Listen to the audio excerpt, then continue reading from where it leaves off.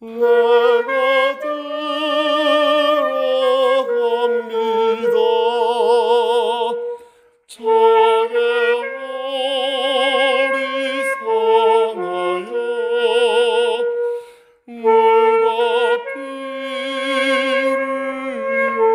흘린 것 내게 용되어서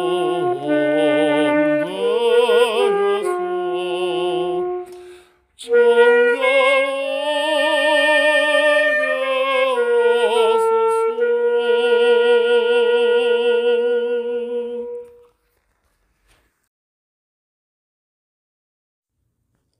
시간이 되었으므로 2021년도 9월 28일 화요일 아침 예배를 시작하겠습니다. 다같이 사도신경으로 우리의 신앙을 고백하겠습니다. 전능하사 천지를 만드신 하나님 아버지를 내가 믿사오며 그 외아들 우리 주 예수 그리스도를 믿사오니 이는 성령으로 잉태하사 동정녀 마리아에게 나시고 본디오 빌라도에게 고난을 받으사 십자가에 못 박혀 죽으시고 장사한 지 사흘 만에 죽은 자 가운데서 다시 살아나시며 하늘에 오르사 전능하신 하나님 우편에 앉아 계시다가 저리로서 산 자와 죽은 자를 심판하러 오시니이다. 성령을 믿사오며 거룩한 공예와 성도가 서로 교통하는 것과 죄를 사해 주시는 것과 몸이 다시 사는 것과 영원히 사는 것을 믿사옵나이다. 아멘. 사랑과 은혜가 풍성하신 하나님 아버지, 하나님의 크신 사랑을 진심으로 감사드립니다. 오늘도 우리에게 새로운 하루를 허락하셔서 예배로 하루를 열 수 있도록 도와주심을 진심으로 감사드립니다. 오늘도 하나님과 동행하는 삶 될 수 있도록 하시고 마귀가 쳐넣은 올가미에 걸려들지 아니하도록 주여 우리를 눈동자처럼 지켜주시옵소서. 우리가 서 있는 그 자리에서 예수 그리스도의 향기를 발할 수 있도록 하시고 우리가 넘어지고 쓰러질 때에 사람을 의지하는 것이 아니라 먼저 하나님을 의지하고 하나님 말씀을 붙잡을 수 있는 자들 될 수 있도록 주여 은총을 베풀어 주시기를 소원합니다.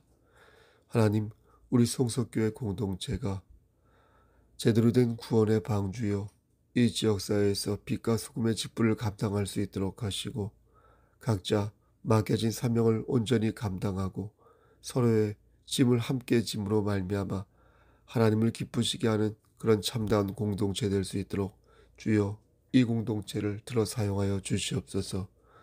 또한 각 개인에게 함께 하시사 머리가 될진대 꼬리가 되지 아니하도록 하시고 하나님 말씀을 준행하는 가운데에서 이 땅에서 아름다운 지위를 얻을 수 있도록 하나님 역사하여 주시옵소서. 심신이 연약한 자들 위해 기도합니다. 항암 치료를 받고 아직도 병원에 입원 중이고 그리고 수술을 계획하고 그리고 여러 가지 면에서 힘들어하는 우리의 형제와 자매들 위해 기도합니다. 여호와 라파 되신 하나님께서 치료하여 주시고 여호와 이레 되신 하나님께서 예비하여 주시고 여호와 살름 되신 하나님께서 모든 것을 평강에 거하게 하심으로 말미암아 예수 그리스도의 평강이 우리의 삶을 지배하여 우리를 참 평강으로 참 기쁨으로 가득 찰 수 있도록 아버지 우리의 삶을 만져주시기를 간절히 소원합니다. 그래야 천국 백성으로 하늘의 권속으로 하나님 본이 되는 삶을 살 수 있도록 하시고 보란듯이 일어서서 하나님께 영광을 돌리는 참다한 우리 지체들 될 수 있도록 아버지 우리의 삶을 들어 사용하시고 우리에게 평안을 베풀어 주시옵소서. 모든 말씀 예수 그리스도인 받들어 감사하며 기도드렸사옵나이다. 아멘. 하나님 말씀 요한복음 12장 24절에서 26절 말씀입니다. 요한복음 12장 24절에서 26절입니다. 봉독하겠습니다. 24절. 내가 진실로 진실로 너희에게 이르노니 한 알의 밀이 땅에 떨어져 죽지 아니하면 한 알 그대로 있고 죽으면 많은 열매를 맺느니라. 자기의 생명을 사랑하는 자는 잃어버릴 것이요 이 세상에서 자기의 생명을 미워하는 자는 영생하도록 보전하리라. 26절입니다. 여러분, 사람이 나를 섬기려면 나를 따르라. 나 있는 곳에 나를 섬기는 자도 거기 있으리니 사람이 나를 섬기면 내 아버지께서 그를 귀히 여기시리라. 아멘. 하나님, 이 말씀을 들어 사용하여 주시옵소서. 예수 그리스도인 받들어 감사하며 기도드렸사옵나이다. 아멘. 마태복음 13장 말씀을 보면 예수님께서 천국에 대한 이런저런 모습을 비유로 들어주시는 대목이 있습니다. 천국 말씀을 전할 때 그것을 받는 마음이 네 가지가 있는데 우리가 너무나 많이 듣고 잘 아는 말씀입니다. 하나는 길가의 마음이어서 천국이 있다고 아무리 말을 하여도 귀담아 듣지 않는 사람입니다. 하나님이 진짜 계시고 지금도 역사하고 계시다고 말을 하여도 그는 건성으로 듣는 것입니다. 그래서 아무리 천국을 말하고 심판을 말하여도 도무지 하나님 말씀을 받아들일 생각을 하지 않는 것입니다. 성경은 그런 사람을 뭐라고 말하냐면 악한 자가 와서 그 마음에 뿌려진 것을 빼앗아 버린다, 이렇게 말씀합니다. 여기에서 말하는 악한 자는 누구겠습니까? 마귀를 말하지만 동시에 하나님의 말씀을 절대 받아들이지 말라 옆에서 꼬드기고 옆에서 종용하는 그런 강팍한 사람을 말하기도 합니다. 이렇게 길가의 마음을 가진 자는 아무리 하나님의 말씀을 수백 번 들려주어도 그 말씀을 믿지 않습니다. 또 강팍한 사람들로 둘러싸여 있어서 그의 강팍한 마음이 더욱 강팍해지고 굳어지는 것입니다. 그럼 그는 결국 여러분 어떻게 되느냐? 성경은 단호하게 그의 마지막을 말씀합니다. 마태복음 13장 30절 말씀을 보면 그를 가라지라고 말씀하면서, 가라지는 여러분 어떻게 된다? 불살러지고, 대신 곡식은 어떻게 됩니까? 모아서 곳간에 놓이게 될 것이다, 이렇게 말씀합니다. 즉 길가의 마음을 가진 자는 세상이 끝나는 날에 풀무불에 던져지게 되어 거기에 슬피 울며 이를 간다는 것입니다. 길가의 마음만 있는 것이 아닙니다. 흥미롭게도 예수님께서는 마음의 종류를 여러 개로 분류하여 설명해 주셨습니다. 두 번째 마음은 돌밭입니다. 돌밭의 마음은 길가의 마음과 달리 어떻습니까? 즉각적으로는 말씀을 받아들입니다. 그러니까 어떻게 보면 성격이 참 좋은 것입니다. 좋은 게 좋은 거지 라고 생각한 사람이며 종교에 대해서 열린 마음을 가지고 있습니다. 부정적인 생각을 갖고 있지 않습니다. 이런 사람들은 꼭 기독교가 아니어도 됩니다. 불교도 좋고 천주교도 좋고 이슬람교도 좋고 남녀 호랑교교도 좋습니다. 이단의 선한 어떤 부분에 끌리는 경우도 있습니다. 이런 분들은 종교를 이용하여 마음의 평안을 찾고자 하는 사람들입니다. 저는 이것 자체가 잘못됐다고 생각하지 않습니다. 분명 우리는 종교를 통하여 마음의 평안을 얻고자 합니다. 마음의 평안이 없는 종교는 진정한 종교가 아니지 않을까요? 하지만 문제는 무엇이냐면 그 평안함이 어디에서부터 오느냐 하는 것입니다. 그것을 인간이 주느냐 아니면 하나님이 주시느냐에 따라 평안함의 가치와 효과가 180도 달라지는 것입니다. 그러니까 우리가 하나님께 평안함을 주세요라고 기도하는 것은 좋은 기도이지만 그 평안함을 사람에게서 찾으면 안 된다는 것입니다.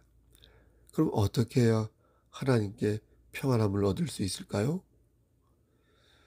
그것은 바로 하나님 말씀 안에서 찾아야 한다는 것입니다. 하나님께서는 주의 종을 통하여 하나님의 말씀을 선포케 하시는데 그 말씀을 여러분들이 들으면서 진리의 깨달음과 열매를 맺게 될 때 그때 참 평안이 강물처럼 일어나게 된다는 것입니다. 아멘. 그런데 돌밭의 마음은 말씀을 기쁨으로 받긴 하지만 그게 하나님 중심이 아니라 인간 중심으로 말씀을 받는다는 것입니다. 그래서 그분들은 어떤 때는 기쁨으로 받아들일 때도 있지만 자신의 컨디션에 따라 언제든지 다르게 받아들이므로 기분에 따라 종교를 바꾸고 언제든지 말씀을 어길 수 있는 그런 분들이 되겠습니다. 이렇게 되면 앞에서도 말씀드렸지만 그 마음의 뿌리가 생기지 않는 것입니다. 그래서 문제가 없을 때는 괜찮은데 어려움이 닥치면 언제 그러냐는 듯 금세 넘어지는 것입니다. 환난이나 박해가 일어날 때는 금세 믿음을 버리는 것입니다. 사업이 안 되거나 질병에 걸리거나 뭔가 자기 마음에 들지 않고 수가 틀리면, 그래서 기분이 나쁘고 자신의 뜻과 맞지 않으면 금세 믿음을 포기하겠다고 말하는 것입니다. 너무나도 안타깝지만 우리는 포기하겠다는 그의 말을 들을 때마다 그의 마음에서 돌 한 무더기를 보는 것입니다. 그럼 그의 마지막은 어떻게 되는가? 하나님은 말씀하시기를 그 역시도 길가의 마음처럼 불살라져서 슬피 울며 이를 갈게 될 것이라고 말씀합니다. 이제 세 번째 마음으로 가시떨기의 마음이 있습니다. 여러분 아시죠? 이 마음을 가진 자는 아멘도 잘하고 또 고난도 잘 견딥니다. 뿌리를 내리기도 합니다. 하지만 그의 얼굴을 가만히 보면 세상의 염려와 근심으로 가득 차 있는 것을 보게 됩니다. 마치 가시떨기의 모양새처럼 삶이 너무도 건조하고 날카로운 것을 보게 됩니다. 그래서 말을 내뱉을 때마다 그의 혀 속에서 막 칼이 튀어나오는 것입니다. 척척척척.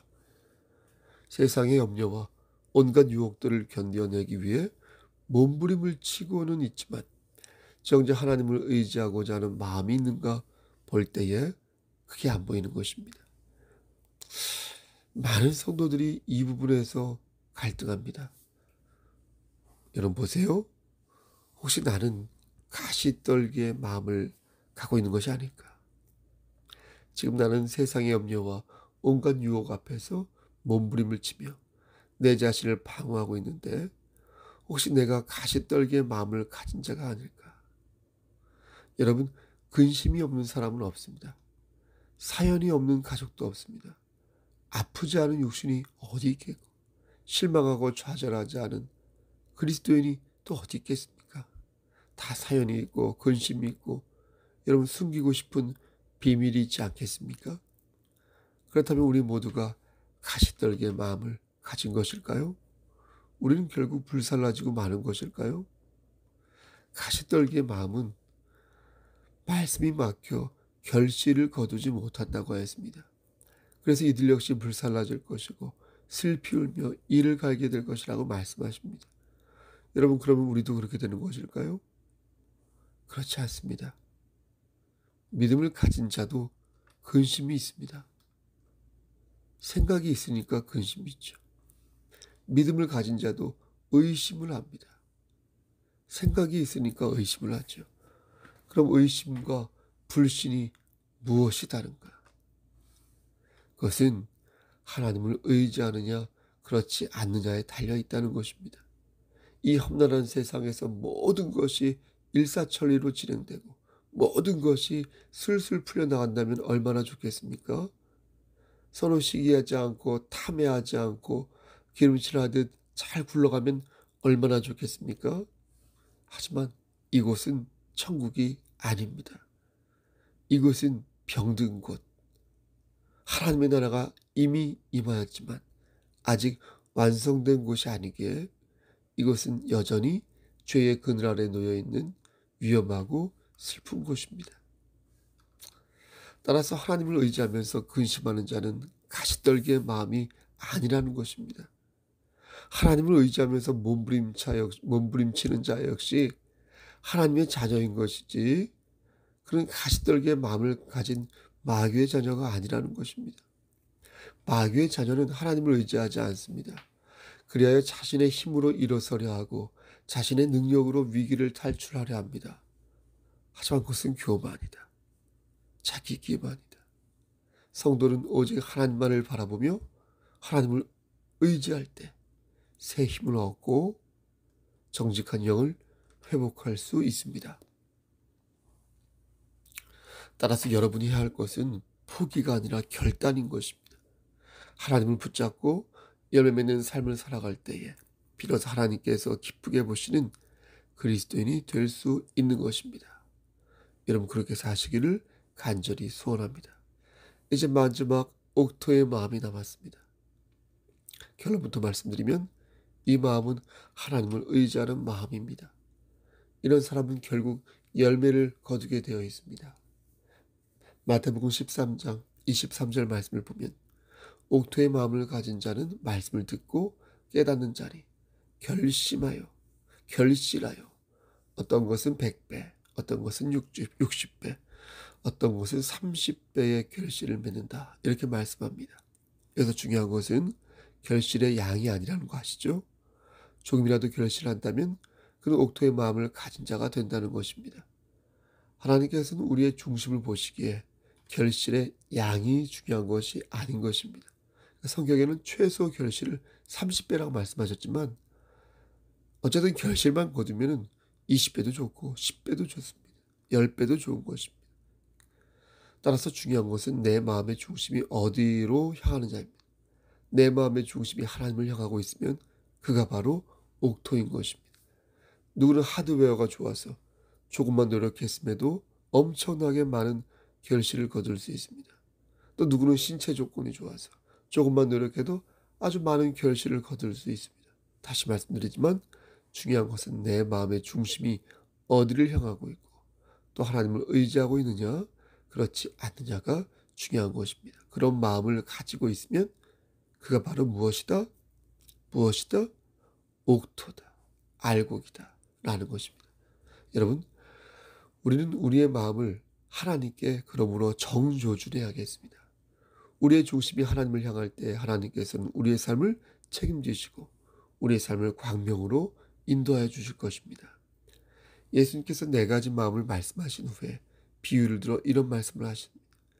천국은 좋은 씨를 제 밭에 뿌린 사람 같으니 사람들이 잘 때에 그 원수가 와서 곡식 가운데 가라지를 덧뿌리고 갔더니 그러니까 잠을 잘 때 원수가 와서 몰래 가라지를 뿌리고 가면 알 수가 없다는 것입니다. 무엇이 좋은 씨이고 무엇이 가라지인지 종들 입장에서는 알 도리가 없지요. 종들이 와서 주인에게 말했습니다. 주여, 밭에 좋은 씨를 뿌렸는데 가라지가 나왔습니다. 예? 그러자 주인이 뭐라고 말합니까? 원수가 이렇게 하였으니 가만두라. 가라지를 뽑다가 혹시나 곡식까지 뽑을까 염려된다. 하나님께서 뽑으시면 단번에 뽑으실 수 있겠죠. 사람을 들어 주의 종을 들어 뽑으라고 말씀하실 때 문제가 될 수 있으므로 가만히 두라는 것입니다. 함부로 성목사 말하지 말라는 거예요. 여러분 결국 천국은 어떤 곳입니까? 끝까지 가봐야 알 수 있는 곳이 천국이다. 끝에 가서 예수 그리스도께서 추수하실 때에 그때 정리하실 터인데 불태워지는 것이 있으면 그것이 바로 가라지다. 잘 모아서 곳간에 채워지는 것이 있으면 그게 바로 곡식이 된다는 것입니다. 여러분 이 말씀이 우리에게 주는 교훈은 매우 크고 중요하다겠습니다. 우리가 왜 깨어서 기도해야 하고 우리가 왜 매일 근실하여 하나님을 의지하고 이렇게 아침 제단을 쌓아야 되는지 그 이유를 알 수 있는 것입니다. 지금은 가라지와 곡식이 함께 있는 시기입니다. 왜냐하면 지금은 심판날이 아니어서 또 우리의 육신이 아직은 건강하여서 가라지와 곡식이 구분이 되지 않기 때문입니다. 혹시나 가라지를 뽑다가 곡식이 상할까 걱정이 되어서 5만 가지가 다 섞여 있어도 그대로 두는 때가 바로 지금이기 때문입니다. 교회는 가라지를 곡식으로 만들기 위해 권면하는 곳입니다. 알곡이 더 알청 같은 알곡이 되도록 지원하는 것이 교회입니다. 하나님의 자녀는 하나님을 의지하는 자이며 겸손히 자신의 허물과 죄를 고백하는 자입니다. 결실은 이러한 마음에서부터 맺어질 수 있는 것이며 이러한 기본적인 마음이 없으면 여러분 결실을 맺을 수 없습니다. 그러므로 결실은 내가 맺는 것이 아니라 내가 하나님을 의지하였더니 어느 순간 내 손에 떨어지는 선물인 것입니다. 한 가지 더 앞에서도 말씀드렸지만 결실의 양은 천국과 지옥을 가르는 기준이 되지 않습니다. 천국과 지옥을 가르는데 중요한 것은 결실의 양이 아니라 그의 마음입니다. 하나님을 향한 그의 마음, 하나님을 의지하는 그의 마음이 바로 천국 백성의 올바른 정체성인 것입니다. 여러분, 하나님께서는 분명히 말씀하셨습니다. 세상 끝에는 천사들이 와서 의인 중에서 악인을 갈라놓을 것이다. 여러분, 머릿속에 그림이 그려지십니까? 악인은 풀무불에 던져질 것이고 거기서 울며 이를 갈 것이다. 지옥의 고통은 끝나지 않습니다. 지옥은 그 어떤 희망도 없는 곳입니다. 그것은 소망이 없어서 절대적으로 어두운 장소, 적개심과 원한과 울분으로 가득 차 있어서 자신을 물어뜯고 다른 사람을 물어뜯으며 브르그모스, 이를 가는 것입니다. 브르그모스, 적개심과 분노로 저주의 말을 반복하는 것이 브르그모스, 지옥인 것입니다. 영접하는 자, 곧 그 이름을 믿는 자들에게는 하나님의 자녀가 되는 권세를 주셨으니 주 예수를 믿으라. 그리하면 너와 내 집이 구원을 얻으리라. 여러분, 우리가 미랄이 되어야 하는 이유는 나를 살리고 나의 형제를 살리기 위해서 그런 것 아니겠습니까? 우리가 미랄이 되어야 하는 이유는 상처받은 영혼을 주님의 품으로 인도하고 그를 회복시키기 위해서 그런 거 아니겠습니까? 한 알의 미랄이 땅에 떨어져 죽지 아니하면 그대로 남아있지만 만약 그 미랄이 죽으면 많은 열매를 맺습니다. 내가 죽지 않으면 그를 살릴 수 없어요. 우리가 죽지 않으면 그들을 살릴 수 없어요. 그래서 우리는 미랄이 되어 다시 하나님을 의지하는 옥토의 마음을 가져야 하는 것입니다. 그렇다면 구체적으로 어떻게 해야 제대로 된 미랄이 될 수 있을까요?